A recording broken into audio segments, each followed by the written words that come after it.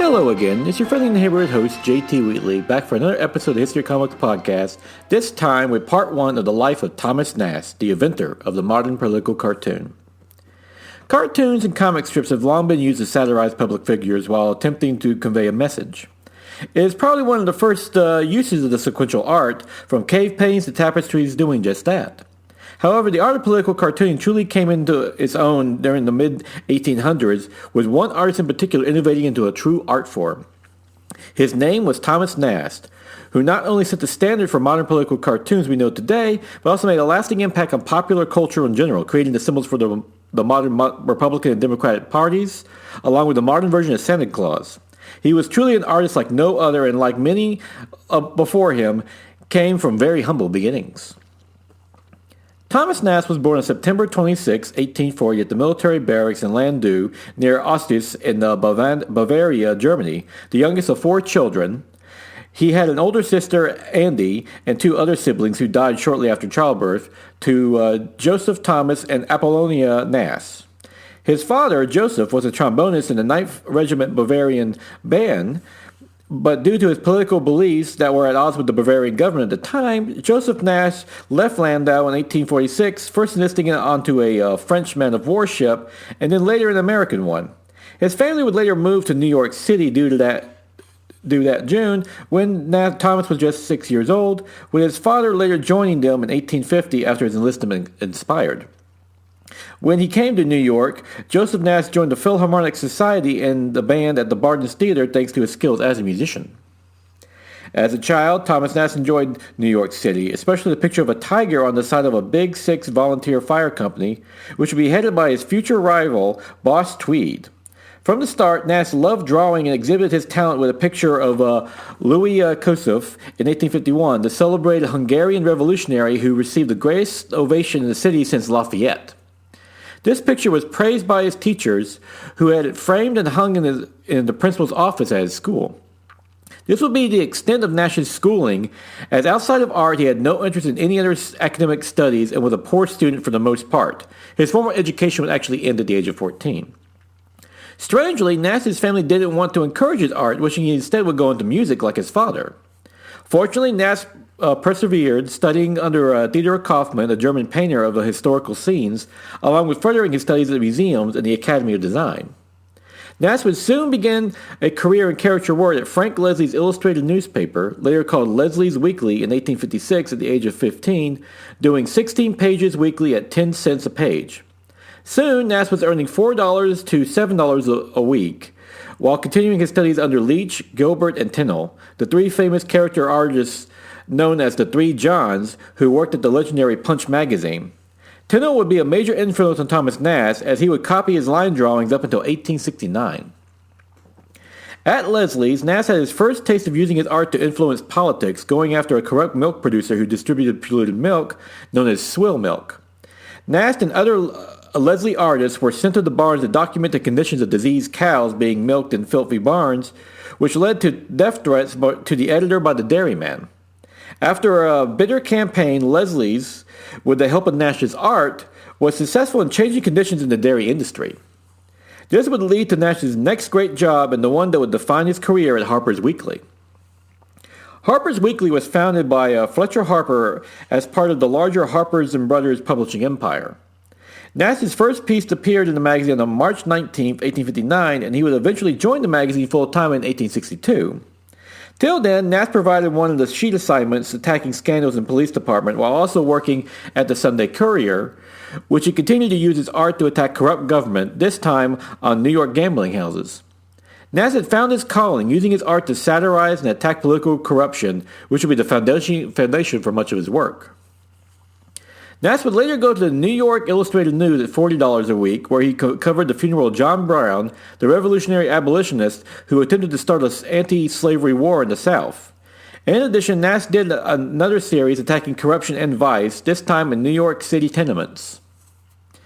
Nast's work was so well received at this point that in 1860, Nast covered the prize boxing match in London, England, between John Heenan and a blacksmith from Benicia, California, and Thomas Sayers, the current English champion, said to wear a belt worth over 100 pounds.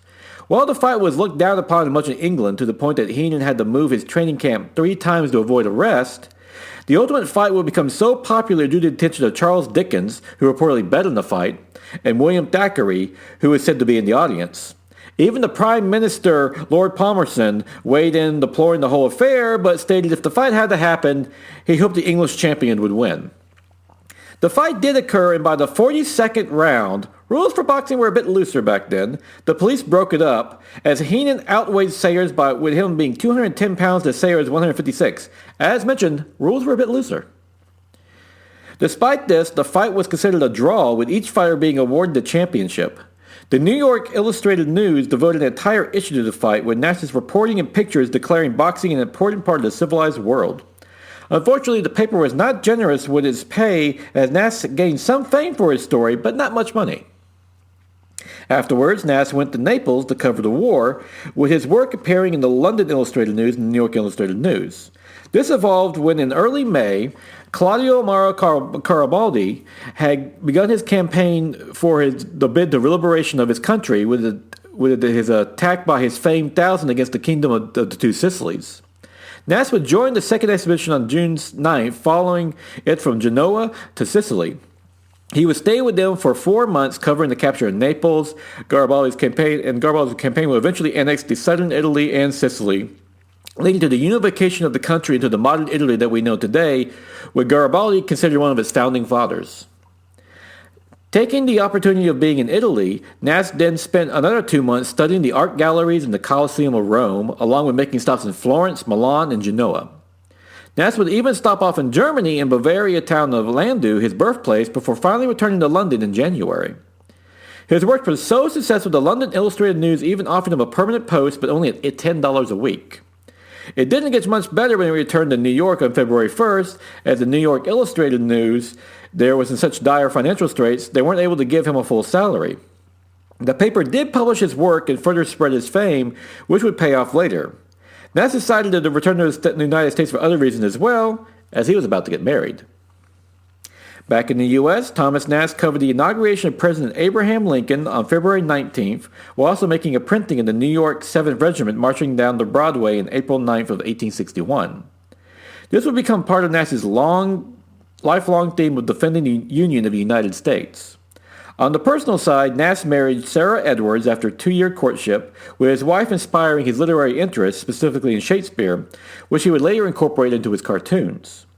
Now with a wife to support, Nast returned to Leslie's, now making $50 a week, but later had to have it reduced to $30. This would lead him to work at Harper's Weekly in 1862, as with a circulation of 100,000, it could afford giving Nast a higher salary, along with providing a better showcase for his art.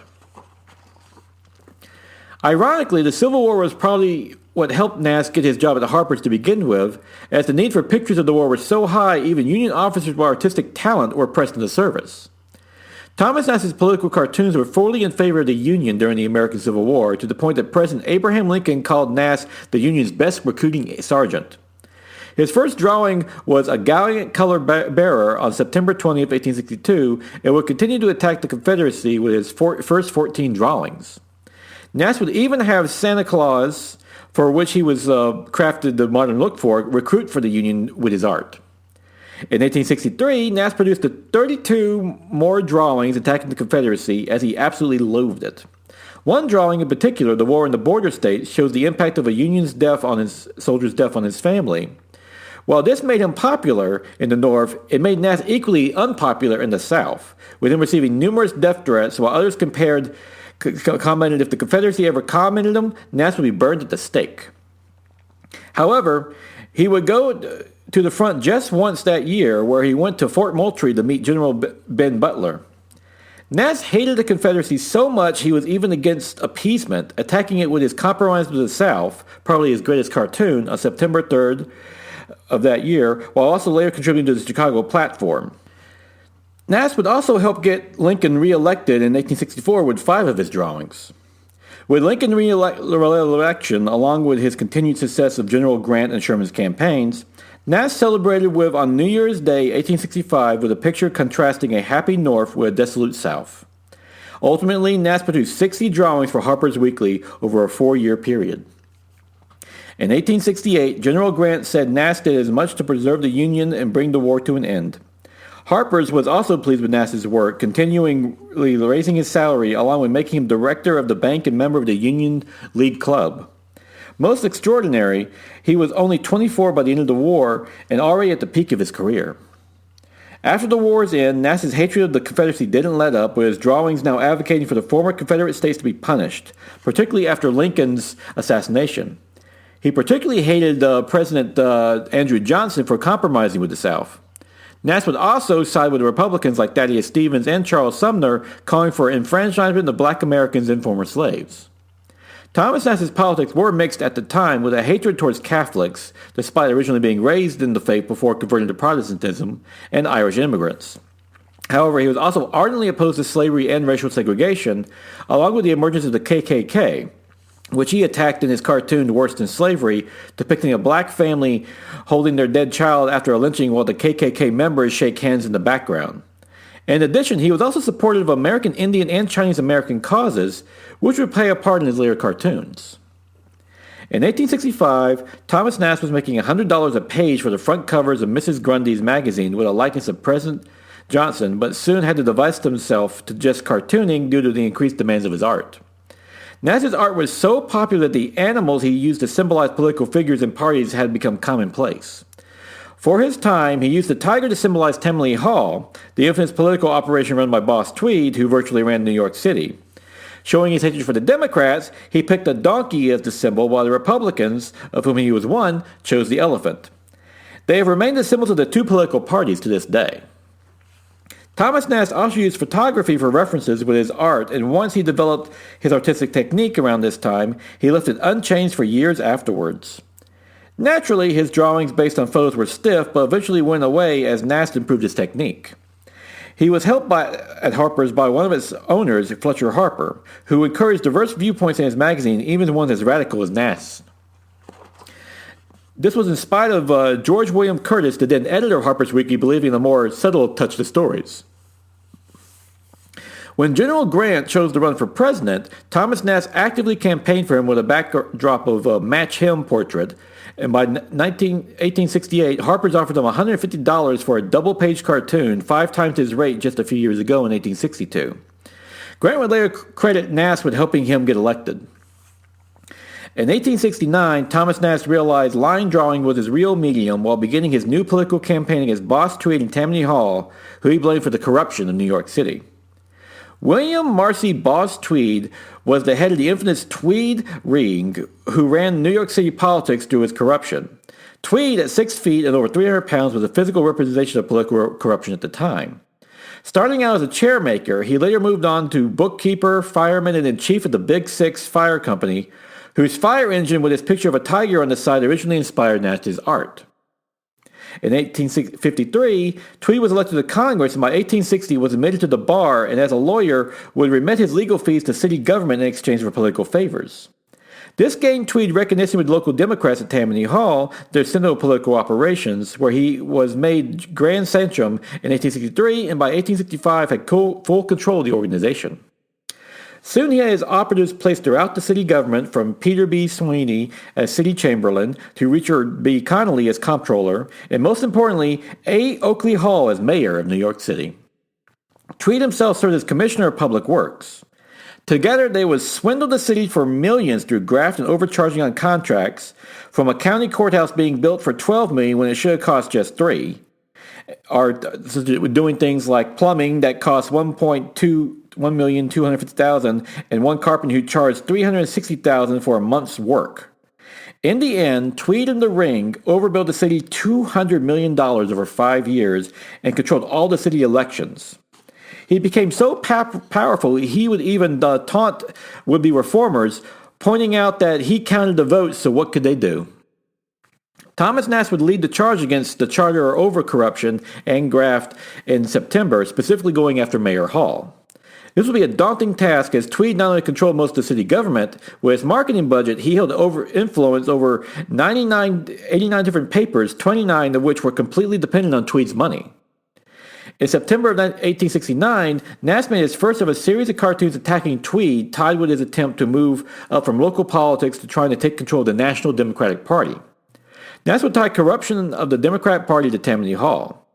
While originally attacking all manner of corruption, Nast soon realized he needed to focus his attacks, and Tweed made the perfect target, along with Mayor Hall, whom Nast often depicted as with a broom, as it was his job to clean up after Tweed. Hall would feign innocence on the matter and even wrote to Nast personally, who in turn gave these letters to his editor as Hall was suing the Harper's Weekly for libel, which the paper used for their own defense. Nast even used one of Hall's catchphrases, "It will all blow over," consistently throughout his cartoons.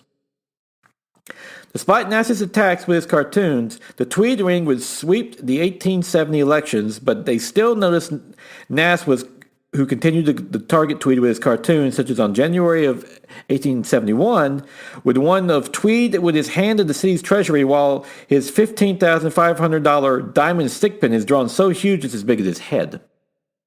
In response, Hall and Tweed attacked Harper's Weekly, rejecting the magazine's bid to supply school books to the city schools, even going so far as destroying $50,000 worth already made. They would be replaced by those made by the New York Printing Company, which were of course owned by the Tweed Ring. This nearly caused Harper's to collapse, bringing about an emergency board meeting to decide what was the next course of action. They nearly caved to Tweed's demands until Fletcher Harper threatened to leave the magazine in disgust, only to be called back.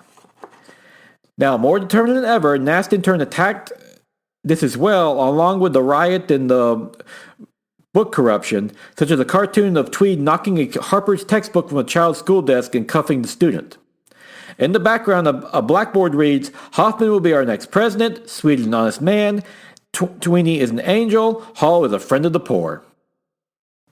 With economic pressure unable to stop Thomas Nast, boss Tweed next turned to the law, having Mayor Hall accuse Nast of publishing pictures that were vulgar and blasphemous in nature. However, Tweed would be his own worst enemy when he showed off his extravagant wealth at his oldest daughter's wedding. The gifts alone from Tweed's friends amounted to $700,000 in total, despite city officials only being able to have a total of $10,000 a year in salary. The source of this wealth became apparent after the death of the county auditor in March of 1871 from a sleighing accident, leading to bookkeeper William Copeland being employed to take over.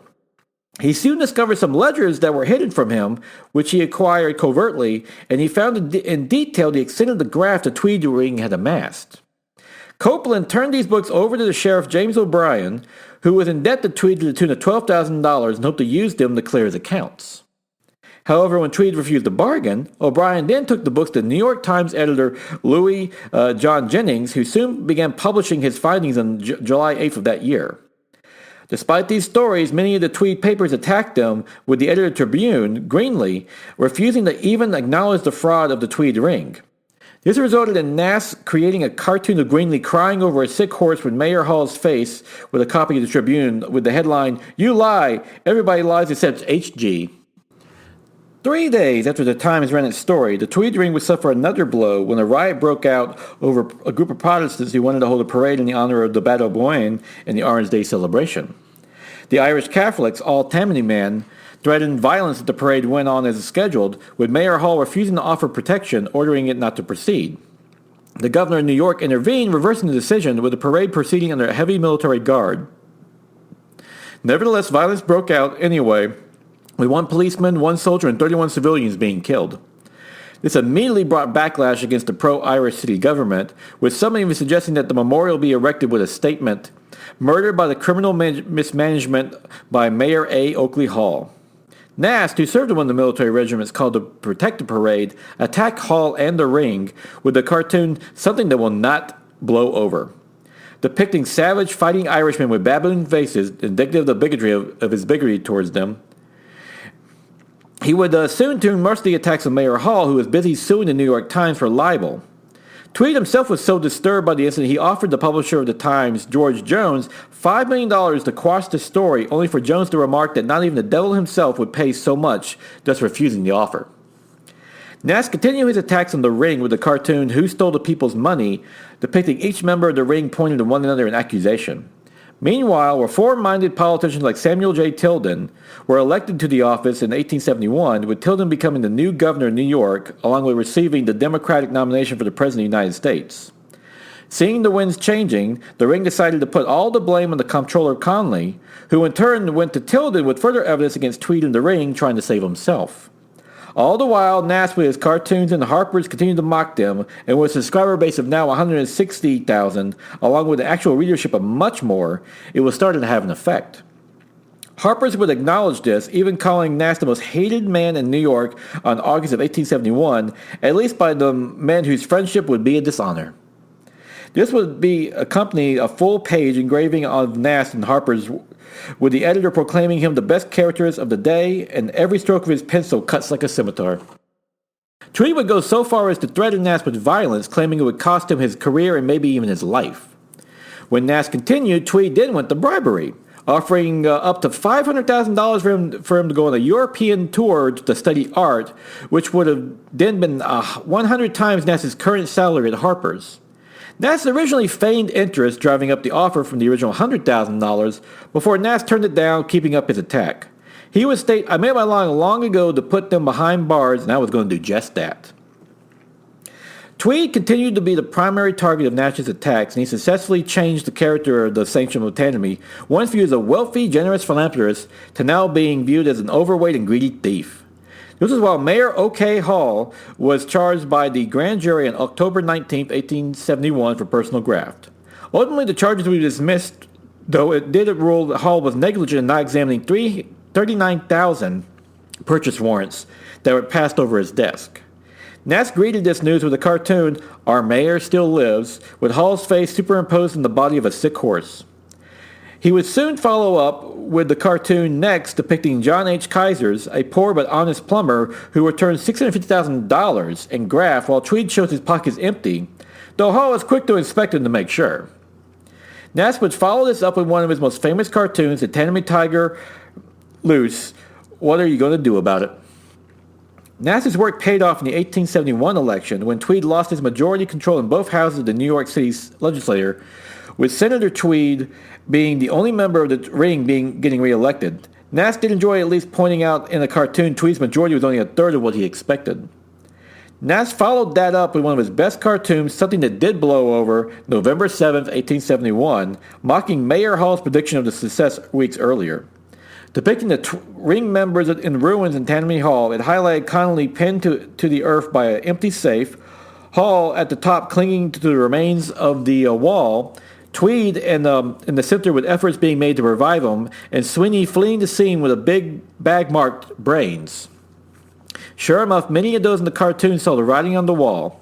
Sweeney fled to Canada, while Connolly was forced to resign, himself fleeing to Paris, when his life was threatened by numerous unpaid workers. When Hall was replaced as mayor by A.H. Green, Nast produced another cartoon showing Hall sick in bed from taking too much of that green stuff. The biggest blow came when Tweed himself was arrested, with Nast producing the cartoon The Arrest of Boss Tweed, another good joke, though even Nast wasn't sure it was enough. He would follow up with another cartoon, Can the Law Reach Him?, the dwarf and the giant thief, as Nast has rightly predicted Tweed wouldn't be in jail long. However, the former Mayor Hall was indicted again when New York Governor Hoffman in 1872 attributed all of New York City's corruption to Tweed. Nast would mock the falling out with a cartoon parodying Julius Caesar, as Tweed's old friends were now turning against him. It was truly over in 1872 when New York City had a new mayor and a board of aldermen, with Nast celebrating the Hall's fall from power with a cartoon showing the sick old mayor being dumped into the river. While Hall would ultimately be acquitted of all charges in 1873, he would never hold public office again, despite his protests of innocence to his dying day. Meanwhile, the Committee of 70 produced a new corruption-proof charter that was approved by the state legislature, though Governor Hoffman would veto it. That didn't help Tweed, who was brought to trial despite spending $460,000 for his own defense, which included Elia Root, later became Secretary of the War and then State. Tweed had no allies to protect him now, and thus was convicted and sentenced to 12 years in Sing Sing prison, though his cell was naturally finely furnished along with daily carriage rides through the city. He would take advantage of these, eventually escaping, fleeing to Cuba and then Spain, where in a final twist of the knife, it was a Nast cartoon that allowed the Spanish authorities to identify him. Ironically, the Spanish police originally thought Tweed was a kidnapper, as the cartoon used to depict him as a giant holding two police in one hand. He was arrested and then returned to the United States, where he would still fight the charges, even offering a full confession of all of Tweed's crime in exchange for the $20 million judgment against him being dismissed. Ultimately, Tweed died in prison in 1878, and through his confession, he did detail the breakdown in graft, as the contractors kicked back 65% of what they were paid, with Tweed getting 25% of that, Connolly 20%, Sweeney 15%, and Hall 5%. This would be the crowning achievement for Nast, who would then use the Tweed corruption to attack Democrats as a whole, where the Tammany Tiger was repeatedly used as a symbol against them. While many other members of the ring would escape punishment, they would no longer rob the city, leading to an overall victory for Nast. It further demonstrated Nast's power as a journalist, as he would be the first to effect such a political change without owning a paper himself. And with that, we will conclude this first part of the life of Thomas Nast, as we now off as a crowning achievement. But joining again next week, if Nast now continues to move on to national politics with the election of General Grant and so forth, along with his eventual downfall.